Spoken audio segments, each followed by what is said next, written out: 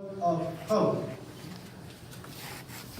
And isn't it not a beautiful and providential coincidence that Father Edward has precisely on the Sunday dedicated to the prayer for the missions.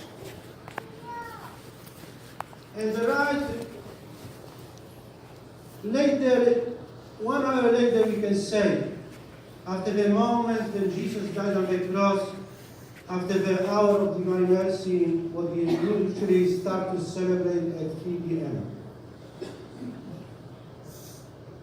And I think, brothers and sisters, gathered together here this morning, when, according to the school of all the school of priests, if one priest dies in our parish, the parish is called and invited to pray that one day from your parish, out of your families, God may give to the church a new priest. In this case, when Father Edward died in your parish, we need to pray since now on that one day out of your family, God may call and give to the church a new and missionary priest, holy and of great faith and heart. The priest after the second part of Jesus, our Lord and Good Shepherd. Your Excellency Bishop Gregory Parks of the Diocese of St. Petersburg, Your Excellency Bishop Emeritus Robert Lynch, Monsignor Robert de Morris, Monsignor Aidan Coins, Pastor Emeritus of St. Cecilia, Very Reverend Father Richard Jankowski of St. Gabrieli Parish, Monsignor Robert Gibbons, Monsignor Andrzej Gorczyca, Administrator of Polish Missionaries of God, dear brother priests of the Diocese of Corpus of St. Petersburg, I cannot mention all of you, obviously, I would like, and my dear Polish background priests, Polish priests of Friends of Father Edward Val, Very Reverend Father Eugene Gancarz, Father Kazimierz Domek, Father Ryszard Jankowski, Father Ryszard Stradomski, Father Krzysztof Gazdowicz, Father John Malicki, dear deacons, religious brothers and sisters, beloved Father Edward family members, they are in Poland obviously, but his beloved mother, who is still alive, his sister, brother-in-law, and all dear friends united with us now in prayer. Dear brothers and sisters of Zagórzany, the home parish of Father Ed. Also Monsignor Seamus Doyle of Miami. He was the priest who received Father Wall here in Florida, and Father Wall spent at his parish 2 months. And he was the first one who helped him to get into this country and into this diocese. Also, I want to greet Father Carlos Rojas, the pastor of Transfiguration, and all of you brothers and sisters from the Transfiguration Parish gathered here and from Polish Mission Ministry of God.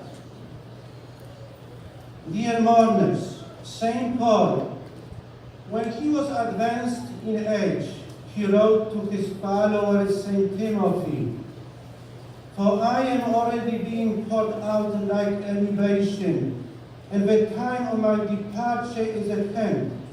I have competed well. I have finished the race. I have kept the faith."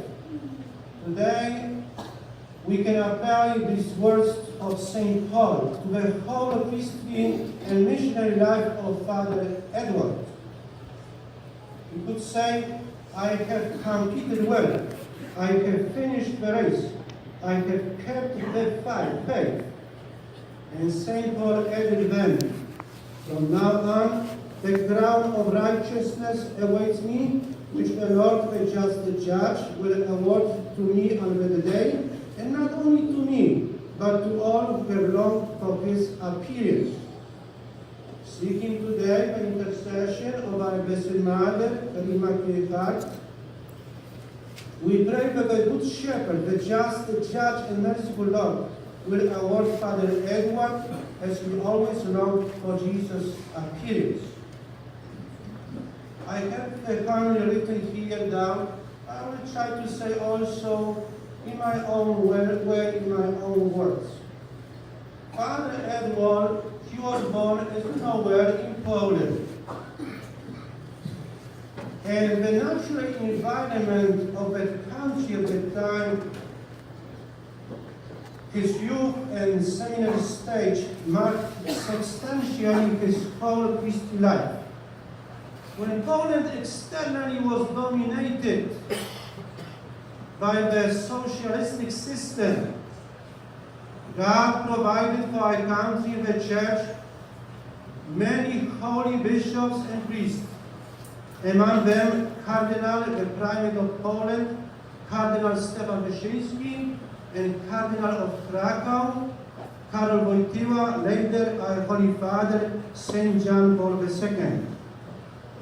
Father Wall was born in a Catholic family, deeply rooted in our Catholic faith, a family of tremendous piety and devotedness.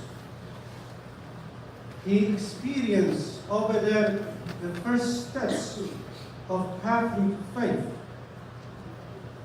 And then he decided to go for the grace of priesthood.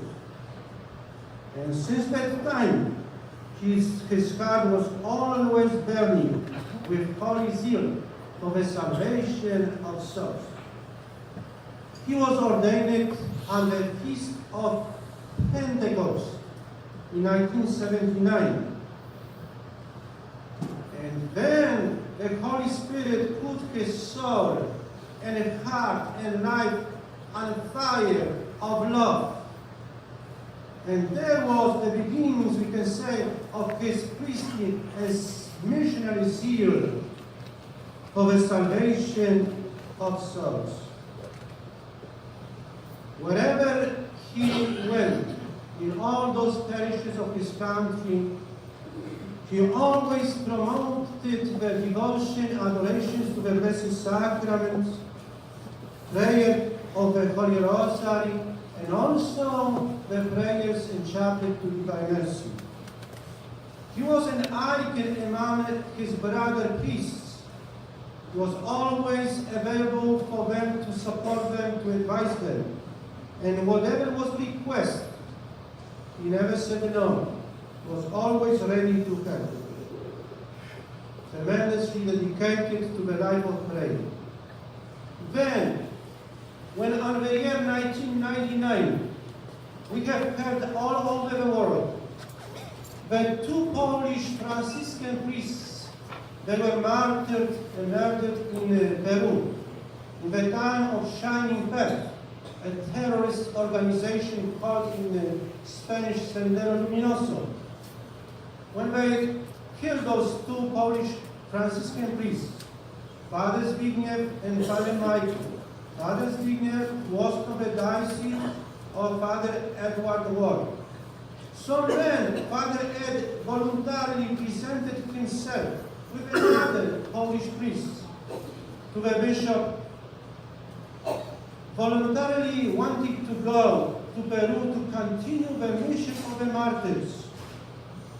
And with the permission of the bishop of the diocese of origin, Tarnów, he traveled to Peru. His Polish, Russian, and German language, he already knew. They were useless for him. But even at his age, he started from the scratch to learn the Spanish language. And even he started and he learned a little bit the native language of the mountains of Peru, which is called Quechua, the original, ancient,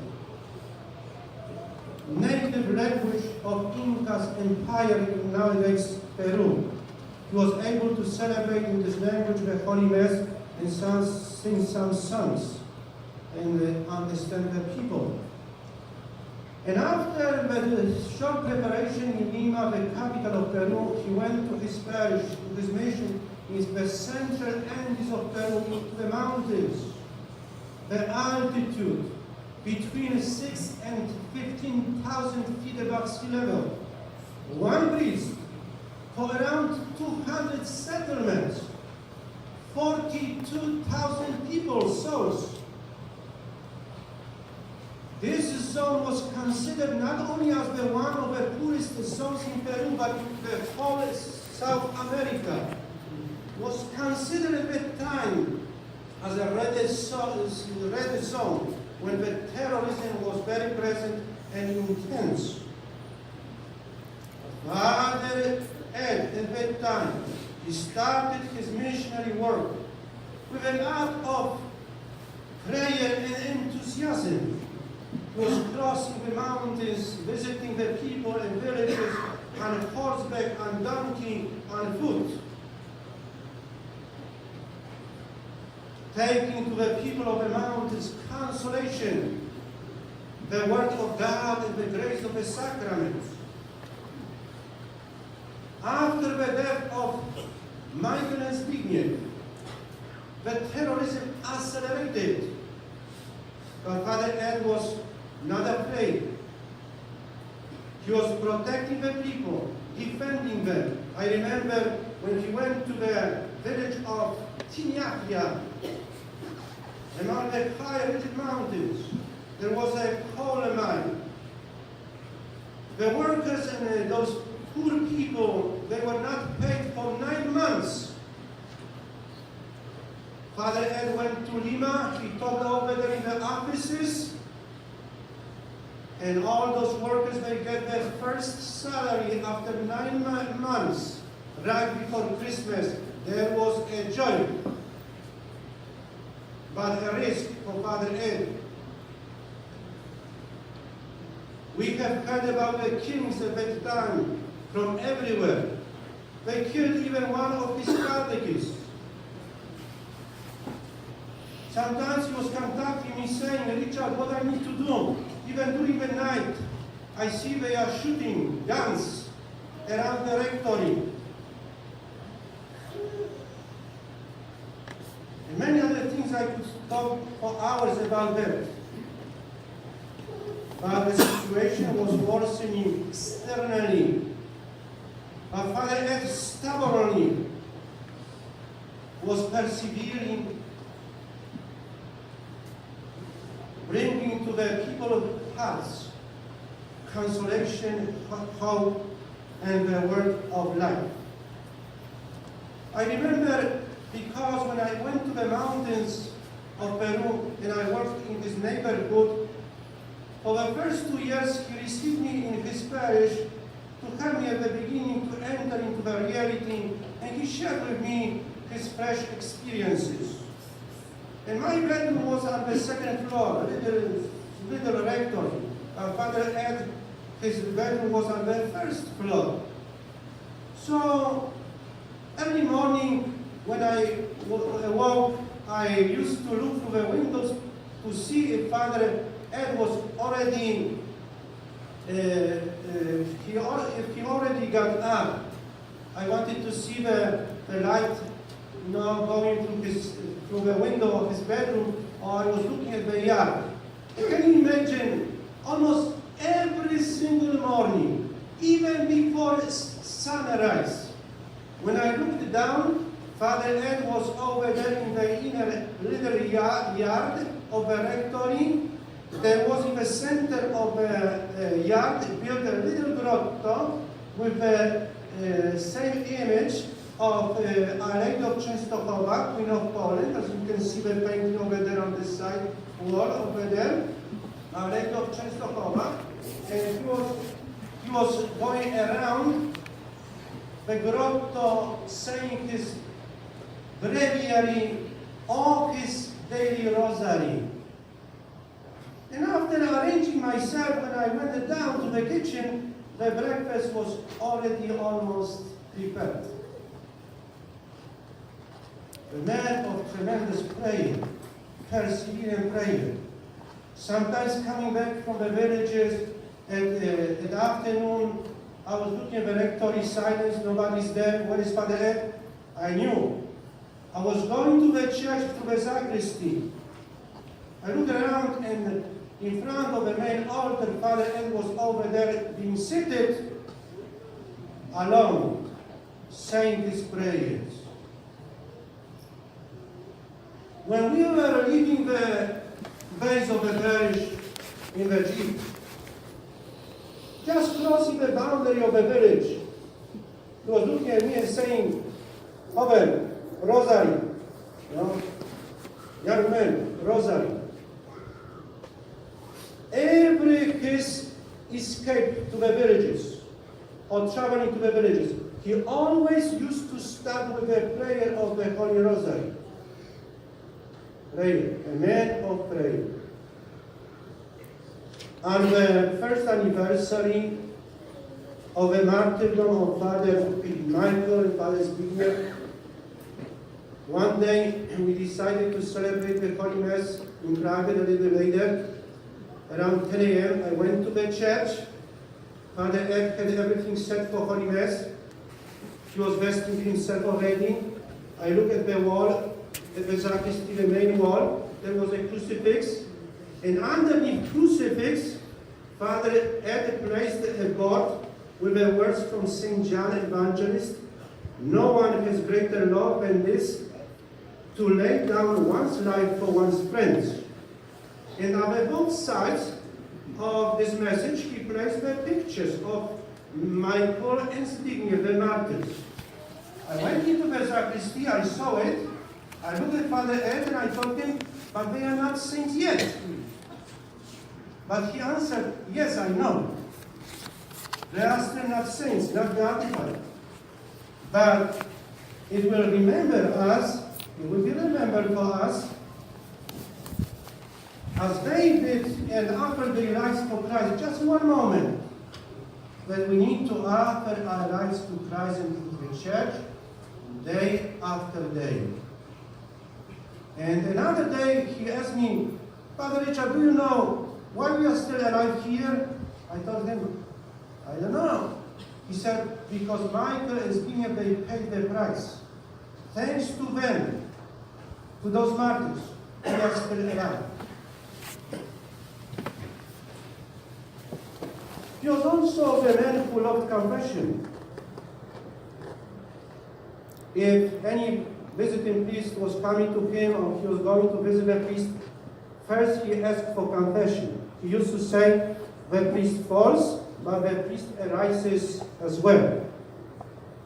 And he always loved God of mercy in the sacrament of confession. He was a very sensitive person towards those who were poor or sad or in distress. When I called in these days to one of his colleagues of his ordination, what you could say about Father Ed? All of them they mentioned the same. He was a priest, very reluctant to receive. But he was extremely generous to give. He lived the words of our Lord, "It is more blessed to give than to receive." He distributed everything, whatever he was, whatever he had. Year after year, the political revolutionary situation in the region was worsening. The warning signs were increasing. The risk to lose his life became extremely high. There were too many killings nearby and too many written warnings sent him by terrorists. She shared with me and another Polish priest his pains and his doubts. Finally, he went down to Lima in hope to return to the mountains and to his people, but after, due to the obedience to his bishop from Poland, he was obliged to leave Peru. And he left Peru, but not in his heart. He always kept his people of the mountains of Peru in his heart. It is how he arrived to our diocese of St. Petersburg. Dear mourners, Father Wall was truly a man of true pastoral wisdom, overflowing human goodness and great Christian holiness. He was aware that the priesthood is an unmerited gift, that he was called by the mercy of God to a grace of consecrated life, of undivided heart. He gave himself entirely to God and to men. I will be just ending close with this closing comment. Some years ago, he asked me, he requested me, Richard, if I die one day, could you say a few words during my funeral? I was impressed with his humility. But I asked him, I made him a question, what I am supposed to say. And he answered, when you go to the judgment of God, and we need to stand up before the majesty of God, nothing matters what we say at that time. What really counts is God's mercy and His verdict. So don't forget to talk in that moment about God, who is, as we used to sing in Quechua, ancient language of Peru, Sumac, Sumac, Sumac, which means holy, holy, holy. So therefore, I want to fulfill now his wish. And I will sing this invocation to Most Holy God as a prayer for him, our beloved Father Eduardo. Sumac, Sumac, Ancha Sumac, Anki Dios, Tai Tai Kun, Kusi Kusi Kusi Kanak Kachak, Sumac Kachak, Sudiki Vikamu, Kusi Kusi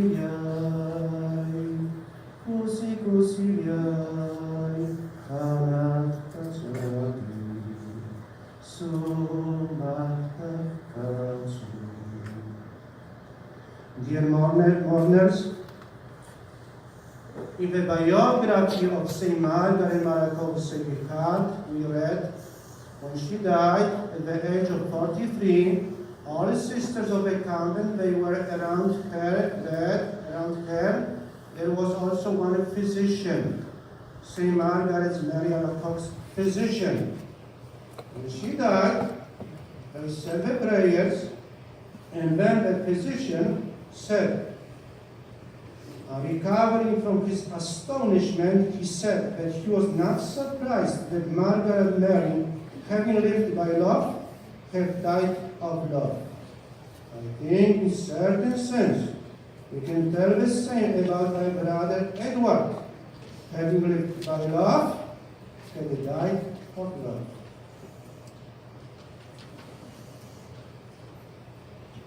Let me say a few words in Spanish.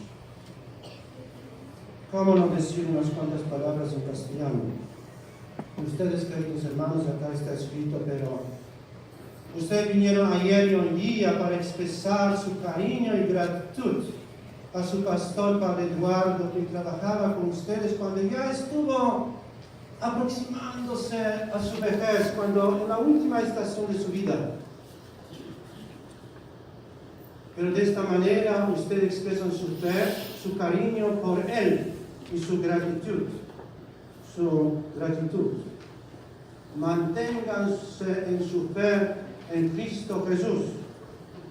Que la Virgen María los proteja a todos ustedes. Ojalá que un día con sus oraciones puedan lograr que Dios escoja de entre sus familias un joven, quien será en el futuro un gran sacerdote y misionero. Que un día puedan lograr de su parroquia un sacerdote muy santo, quien va a ser enviado a proclamar el Evangelio a todas las naciones. Gracias, hermanos y hermanas, por todo lo que ustedes hicieron para apoyar su trabajo pastoral. And let me say a few words also in Father Ed original language, in Polish. Bracia i siostry z polskiej misji, z naszej ojczyzny, z Polski. Co mam dzisiaj powiedzieć? W 2-3 słowach nie da się zamknąć całego życia. Wyście go znali, bo pracował i pomagał wam również w polskiej misji gdziekolwiek przez 21 lat. Dzisiaj przekroczył próg nadziei, jak to mówił nasz Ojciec Święty. Kapłan święty, całkowicie oddany służbie ludzkich dusz. Kapłan, który codziennie rozdawał wszystko, czym był i co miał. Chciałbym tutaj podziękować, może usłyszą, jego rodzicom w Polsce, najukochańszej mamie, która jeszcze żyje i już świętej pamięci jego ojcu Stanisławowi, a także jego siostrze Jolancie, za to, że w swojej głębokiej wierze i pobożności modlitwie dali Kościołowi tak wielkiego i pobożnego kapłana. Ksiądz Jan Twardowski mówił, spieszmy się kochać ludzi, tak szybko odchodzą. Dziękuję wam, kochani parafianie Polskiej Misji Miłosierdzia Bożego, że podobnie jak wczoraj, tak dzisiaj przynosicie do ołtarza Pana waszą miłość, wasze modlitwy, ofiary, żeby je złożyć za duszę świętej pamięci naszego umiłowanego brata i kapłana księdza Zara. And the final words of this hymn. Sorry, that was a little bit longer. I hope the tradition will forgive me. Let me end this homily, funeral homily, with a quote taken from Diary of Saint Faustina Maria Kowalska of Weimers. Saint Faustina wrote in her diary, what Jesus told her, or had told her, tell all people, my daughter, that I am love and mercy itself. When a soul approaches me with trust, I will fill it with such an abundance of graces that it cannot contain them within itself, but radiates them to other souls. Souls who spread the honor of my mercy, I shield through their entire lives, as a tender mother her infant, and at the hour of death, I will not be a judge for them, but merciful Savior. At that last hour, a soul has nothing with which to defend itself except my mercy.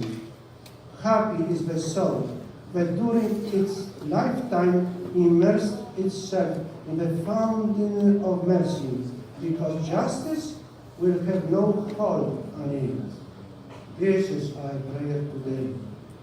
As Father Ed trusted to the end of his life to divine mercy, we hope and we pray that now, when he went to God, Creator, Redeemer, and Sanctifier, that God may show him his mercy and be for him not the just judge, but as he promised, merciful Savior. Amen.